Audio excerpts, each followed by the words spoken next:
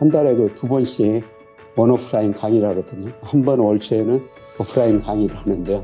이때는 주로 최근 경제 동향을 이야기하고 있어요. 온라인 때는 혹은 오프라인 때도 가장 전문가 모셔다 놓고 뭐 그분이 강의를 하든지 제가 질문하면서 대화를 하면서 한번 방향을 제시해 볼까 그런 생각이고요. 2주에 한 번씩 소통의 시간을 갖거든요. 이때 보면은 정말 그 많은 분들이 관객처럼 질문해 줘야 되는데 네. 이거는 제가 좀 더 분석해 가지고 나중에 올려드리겠습니다. 이런 식으로 해야 될 것 같아요.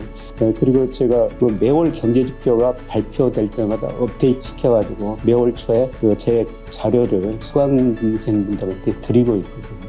매달 데이터가 바뀌니까 그거를 데이터 그래프 넣고 그다음에 자료에 더 수정해서 넣고 그러면서 또 앞으로 전망치 수정이 들어가는데 매월 데이터가 바뀌고 거기에 최근 추이가 다 들어가 있다는 거 이런 걸 좀 참조해 주셨으면 좋을 것 같습니다.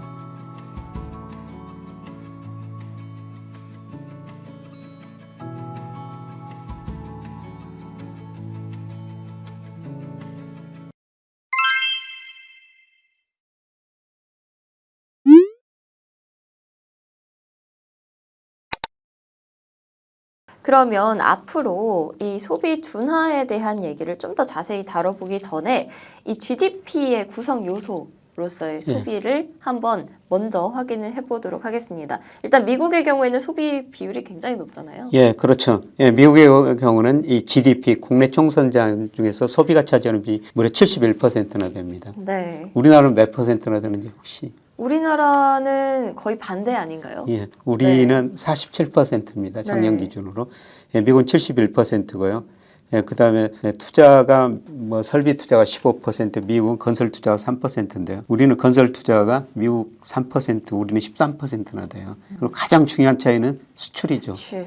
예, 미국 GDP의 수출이 차지하는 13%인데요. 네. 우리는 작년 기준으로 45%나 됩니다.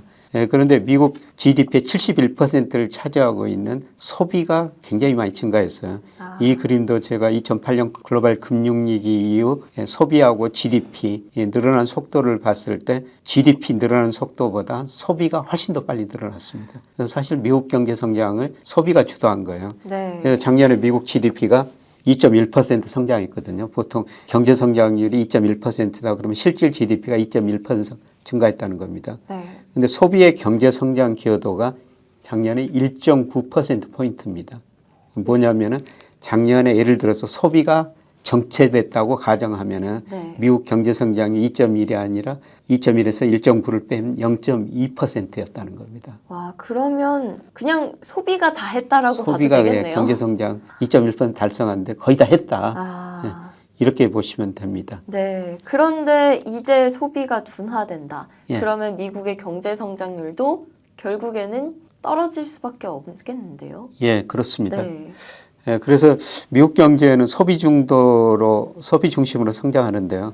예, 그래서 제가 미국 GDP, 소비 GDP를 구성하는 여러 그 순환 변동치를 한번 구해봤어요. 순환 변동치라는 것은 장기적인 추세가 있는지 추세 위에 있느냐 아래에 있느냐 계속 사이클 좋아졌다 나빠졌다 이런 사이클이 반복되거든요.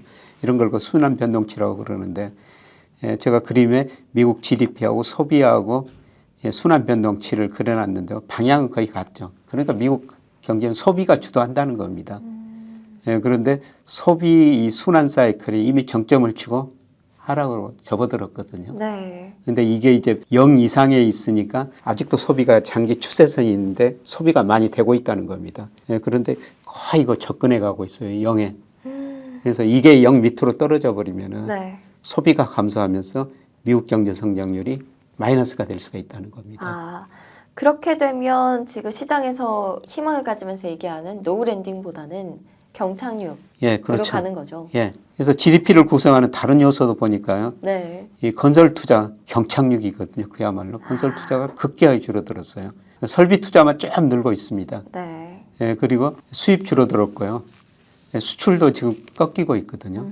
그러니까 GDP를 구성하는 모든 요소들이 다 꺾이고 있다는 겁니다. 네.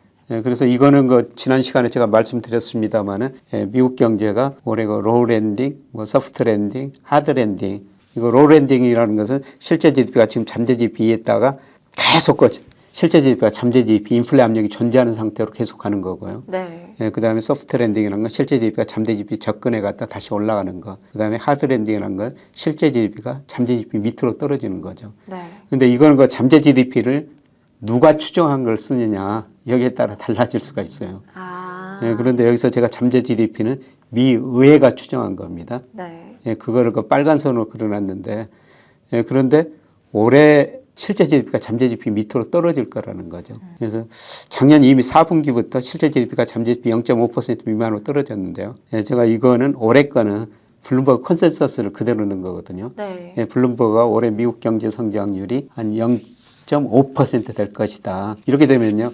올해 실제 GDP가 잠재 GDP 밑으로 거의 2.5% 정도 밑으로 떨어져 버리죠. 네. 그러면 이거는 로우 랜딩도 아니고 소프트 랜딩도 아니고 하드 랜딩이 비슷한 겁니다. 아. 물론 2020년 같은 하드 랜딩은 아니에요.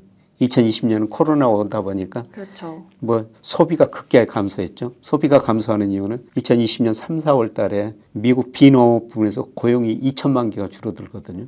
10년 사이에 늘어났던 고용이 단 2달 사이에 줄어들어 버립니다. 그래서 일대가 실제 GDP가 잠재 GDP 밑으로 거의 10%나 떨어졌는데요. 이게 이제 하드 랜딩의 대표적인 경착륙 대표적인 경우인데요. 뭐 올해 그 정도는 아니더라도 네. 실제 GDP가 이미 잠재 GDP 밑으로 떨어졌고 확대될 거라는 겁니다. 아. 그래서 뭐 강한 경착륙은 아닌데 약한 경착륙이다. 예, 그래서 이게 아마 2분기, 3분기 가면서 앞서 말씀드린 대로 미국 GDP의 71%를 차지하고 소비가 감소하면서 아마 이런 현상이 나타날 수가 있는 것입니다. 네. 앞으로 경제 성장률이 어떻게 진행이 될지 약한 경착륙으로 갈 것이다라는 얘기까지 들어봤고요. 그러면 이제 경기 침체, 뭐 경기가 앞으로 어떻게 될 것인가를 보는 지표 중에 하나죠. 많이들 얘기가 나오는 이 장단기 금리 차로 본다면 경기는 앞으로 침체가 되는 건가요? 예. 보통 미국에서는 10년하고 2년 국채 수익률 차이 가지고 경기 침체를 예고하거든요. 네. 근데 그게 작년 하반기부터 계속 마이너스고요. 근데 그 장단기 금리 차 역전됐을 때 그동안 경기 침체가 안 온 적이 없었습니다. 단지 시차의 문제였었죠. 예, 그런데 제가 미국 산업 생산 등 이런 경제 지표하고 비교해 보니까 10년짜리하고 2년짜리 국채 차이보다는 10년짜리하고 3개월 차이가 제가 보니까 설명력이 더 높거든요. 예, 그런데 최근에 3년짜리가 10년짜리보다 훨씬 더 낮아졌어요. 네. 그래서 이걸 보면 시간의 문제일 것이다. 시간의 문제이지 경기 침체가 올 것이다. 이렇게 볼 수가 있는 것이죠. 네. 아마 제가 이런 지표로 보면은 올 2분기, 3분기 가가지고 소비 중심으로 미국 경제가 마이너스 성장하면서 경기 침체가 올 가능성이 상당히 높습니다. 그러면 경기 침체가 오는 시기가 언제일까라고 봤을 때는 뭐 정확하게 예측을 할 수는 없겠지만 대충 어느 정도로 보시나요? 예, 저는 뭐 올 2분기, 3분기 미국 경제가 소비 중심으로 마이너스 성장하면서 네. 올 2, 3분기가 마이너스 경기 침체 시기라고 보는데요. 예, 그거는 한번 지켜봐야 될 것 같습니다. 네. 예, 그래서 제가 미국 경기 침체 확률 이거를 통계적으로 미국의 실업률, 그다음에 미국 주가, 그다음에 장단기 금리차, 그다음에 미국 여러 가지 기업 심리 지수 이런 걸 넣어가지고 경기 침체 확률을 구하는데요. 작년 12월에는 이게 16%까지 올라갔어요. 경기 침체 확률이. 네. 그런데 1월 경제 지표들이 다 좋게 나다 보니까 침체 확률이 1월에 0%로 떨어져 버렸습니다. 아. 그래서 이런 걸 보고 작년 12월까지도 미국 경제가 올해 어렵다. 맞아요. 이런 전망들이 많이 나오는데요. 1월 데이터 보니까 완전히 1월 데이터가 너무 좋았지 않습니까? 네. 그러다 보니까 경기 침체 확률이 0%로 떨어져 버렸는데 다시 이게 올라갈 수 있다는 거죠? 올라갈 수 있을 것 같습니다. 그래서 제가 매월 데이터가 나오면은 네. 이걸 계속 업데이트해서 말씀드릴 생각입니다만은 아마 4, 5월 가면서 고용도 줄어들고 소비도 줄어들고 그다음에 실업률도 올라가고 이런 현상이 나타나면서 침체 확률이 서서히 높아지리라 보고 있습니다. 아. 그래서 이거는 제가 매월 데이터들이 발표되면은 침체 확률 계산해 가지고 말씀을 드리겠습니다. 네. 근데 이거는 갑자기 높아져 버려요. 과거 보면은 그 침체 확률 그러는 거 보면은 뭐 조금씩 조짐이 있었습니다만은 느닷없이 그러네요. 그냥 침체가 와버리거든요. 그 미국 경제는 그만큼 탄력적이라는 거죠. 뭐 그래프가 그래프 같지가 않아요. 그렇죠. 네. 이건 뭐 갑자기 100%다가 0%다가 100%다가 이러니까 그냥 미국 경제 지표는 그렇게 탄력적이라는 겁니다. 아까 네. 말씀드렸습니다마는 2달 사이에 10년 늘었던 고용이 감소하고 그다음에 미국 경제가 어려워지면요. 미국 가게들이 갑자기 소비를 줄여버려요. 예, 그리고 또 좋아지면 갑자기 또 늘려버리고. 그러게요.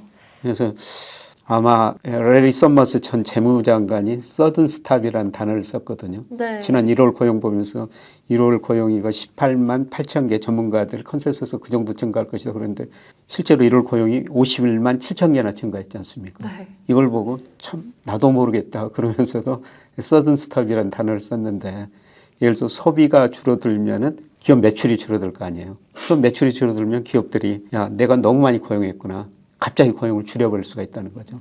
그렇게 되면 이게 갑자기 확 올라가 버린다는 겁니다. 아. 침체 확률이. 예.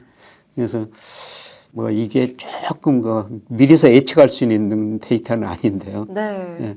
근데 사실 골드만삭스 같은 데서 작년 여러 미국 아이비들이 올해 미국 경기 침체 확률이 많이 높아지고 있다. 이런 식으로 했는데 최근에 와가지고는 다 확률을 낮춰버린 거거든요. 네. 그래서 1월 데이터가 그만큼 좋았기 때문인데요. 당장 2월, 3월, 4월 데이터 보면서는 또 저는 이 확률이 높아지리라 보고 있어요. 또 바뀌겠죠. 예. 그러면 경기 침체에 대해서 논하는데 미국의 물가에 대해서 얘기를 안 할 수가 없을 것 같습니다. 미국 물가 앞으로 뭐 인플레이션 정도는 어떻게 될지도 한번 말씀해 주시겠어요? 소비도 늘고 그러니까 지난 물가도 많이 올라 버렸죠. 소비자 물가도 많이 올랐고 미 연준이 주로 보는 거 개인 소비 지출 물가라고 그러죠. 네. PC라고 그러는데요. 그런데 연준의 통화정책 목표가 주로 근원 물가 가지고 PC 가지고 하거든요. 네.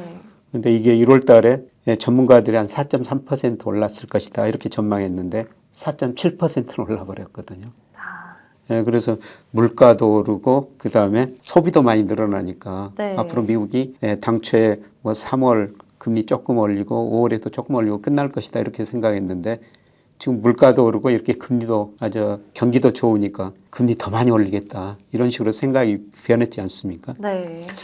그런데 제가 예측한 거를 제 모델에 나온 걸 그 그림에 그려놨습니다만은 이미 작년 상반기를 정점으로 하락 추세는 추세예요. 물가 상승률이 둔화되고 있기는 있는데요. 네. 생각보다 좀 덜 떨어지고 있죠.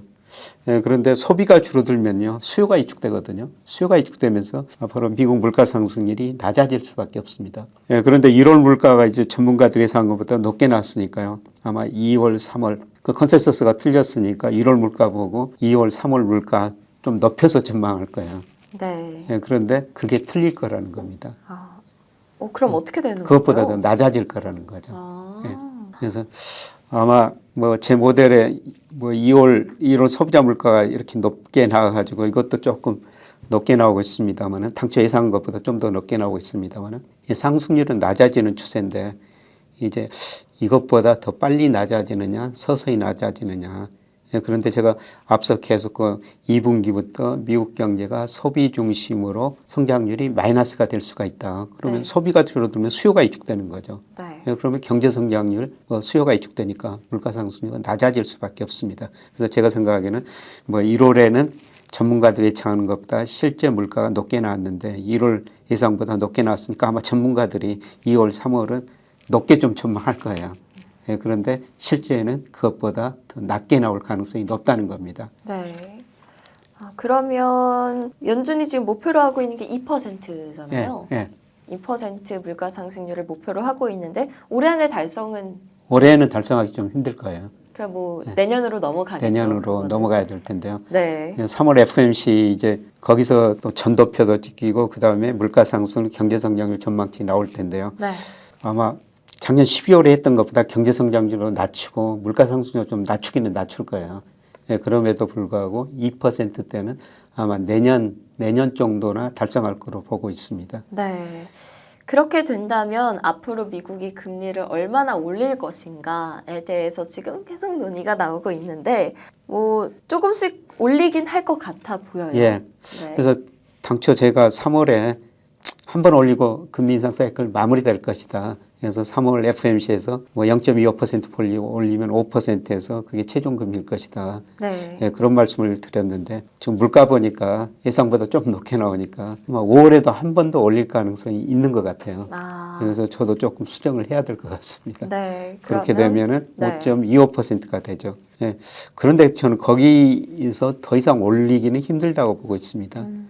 제가 가끔 보여드리고 있습니다만은 제가 테일러 준 측에서 적정금리를 추정해 보면요. 이미 수준은 꺾이고 있어요. 그리고 올 4분기에는 3% 중반 정도로 나오거든요. 네. 테일러 금리가 적정 수준 추정할 때 두 가지가 기준입니다. 하나는 실제 GDP가 잠재 GDP 위에 있느냐 아래에 있느냐. 근데 네. 앞서 말씀드렸습니다만은 예를 들어서 블룸버그 올해가 미국 경제 성장이 0.5%로 전망하고 있습니다만은 그러면 실제 GDP가 잠재 GDP 2.5% 밑으로 떨어져 버리거든요. 그러면은 기준금리 적정금리가 낮아질 수밖에 없다는 겁니다. 물가 상승률이 뭐 지금은 높지만은 연말 가면은 아마 3% 초중반으로 떨어질 수가 있거든요. 아, 이렇게 되면 테일러 준칙으로 추정한 적정금리 수준이 많이 낮아진다는 거죠. 근데 제가 각을 쭉 비교해 보니까 수준 자체는 차이가 있는데요. 방향은 같더라는 겁니다. 뭐 이걸 보면은 저는 4분기 가서는 계속 그 금리 인하할 수 있다 이런 말씀을 드리고 있습니다만은 네. 뭐 인하 가능하다고 보고 있습니다. 지금도. 예. 알겠습니다. 일단 미국의 기준금리 어떻게 전망되는가라고 봤을 때 3월과 5월에 각각 0.25%포인트 정도 인상이 가능하다라는 얘기가 나왔고요. 그리고 4분기에 이제 3%대 후반 정도로 지금 물가가 예상이 되고 있는 상황인데 금리 인하도 충분히 가능은 하다. 일단 뭐 확실하지는 않지만 그럴 가능성이 있다는 점도 말씀을 해주셨습니다. 그러면 이렇게 미국이 예상보다 기준금리를 좀 더 올리는 거잖아요. 시장이 원래 예상했던 것보다. 그렇게 된다면 지금도 한미 간에 우리나라와 미국 간의 금리 격차가 좀 있는데 이로 인해서 주식시장에 좀 어떤 영향을 미칠지가 좀 궁금합니다. 그래서 미국이 금리를 인상한다고 그러니까 뭐 미국 주가 지금 많이 떨어졌지 않습니까? 네. 그리고 우리 주가도 뭐 지금 2,400 밑으로 좀 떨어졌죠. 그런데 저는 뭐 2, 3월 데이터가 나오면은 아까 말씀드렸습니다. 미국 고용 데이터도 예상보다 낮고 물가 상승률 예상도 낮으리라 보고 있어요. 그래서 또 시각이 좀 변하리라 보고 아까 경기 침체 확률도 다시 높아지리라 보고 있습니다. 그렇게 되면은 우선 저 미국 국채 수익률이 그렇게 많이 안 오를 것 같아요. 미국 10년 국채 수익이 4.2%에서 네. 얼마 전에 3.5%까지 떨어졌다. 1월 물가 소비 발표되면서 3.9%까지 올라갔는데요. 제가 보기에는 4%를 크게 넘지 않을 것 같습니다. 그리고 미국 금리 오르니까 우리 채권 수익률도 같이 올랐죠. 네. 10년 국채 수익률이 작년과 10월에 4.6%였거든요. 근데 2월 초에 3.2%까지 떨어졌어요. 그러다가 미국 금리 많이 올릴 것이다. 그래서 최근에 3.6%까지 올라가는데요. 저는 둘 다 이미 정점은 치고 하락 과정에서 반등이다. 금리가 이렇게 오르면은 제가 작년 뭐 9월, 10월 그러면서 채권 많이 사십시오. 이런 말씀을 드렸는데요. 네. 지금 금리가 많이 떨어졌죠. 채권 투자하면 이익을 낼 수가 있었거든요. 근데 지금 금리가 오르니까 또 다른 채권을 살 기회다. 그래서 지금 또 채권 사셔도 될 것 같습니다. 지금도 예. 계속 채권을 사자는 얘기는 전부터 해오시긴 했거든요. 아직도 지금은 채권을 살 수 있는 시기이다라고 얘기를 마지막에 해주셨고요. 그렇다면 이제 미국 국채 수익률의 경우에는 4% 넘지 않을 것이고 라고 얘기를 해주셨는데 달러 지수는 앞으로 어떻게 될까요? 달러 지수도 113까지 작년 뭐 10월 무렵에 올라갔었죠. 네. 그리고 뭐 올 2월 초에 또 100일까지 떨어졌거든요.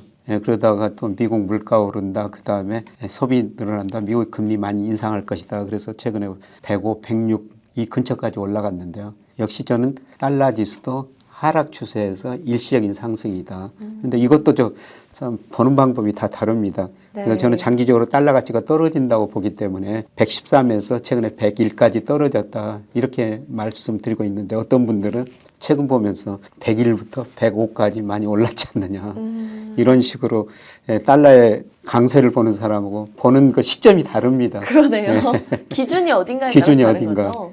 그런데 저는 이미 그 113에서 네. 정점을 치고 하락 과정에서 일시적인 상승이다. 예, 그리고 계속 말씀드립니다만 앞으로 소비 증가세 둔화되고 고용도 뭐 2분기, 3분기 하면서 마이너스도 나올 수가 있고 예, 그렇게 되면은 미국이 앞으로 금리 또 못 올릴 것이다. 그러면서 달러 지수가 다시 떨어질 거라 보고 있습니다. 네. 지금 뭐 106 근처까지 왔는데요.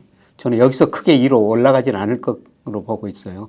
예, 그래서 달러 지수가 지금 하락으로 보고 있고요. 네. 우리 환율도 문제죠. 최근에 우리 환율이 어려우니까 또 외국인도 우리 주식 좀 팔고 있는데요. 우리 저 원달러 환율이 작년 그 10월에 1,440원까지 갔죠. 네. 2월 2일 날 1,220원으로 무려 우리 돈 가치가 15%나 오른 겁니다.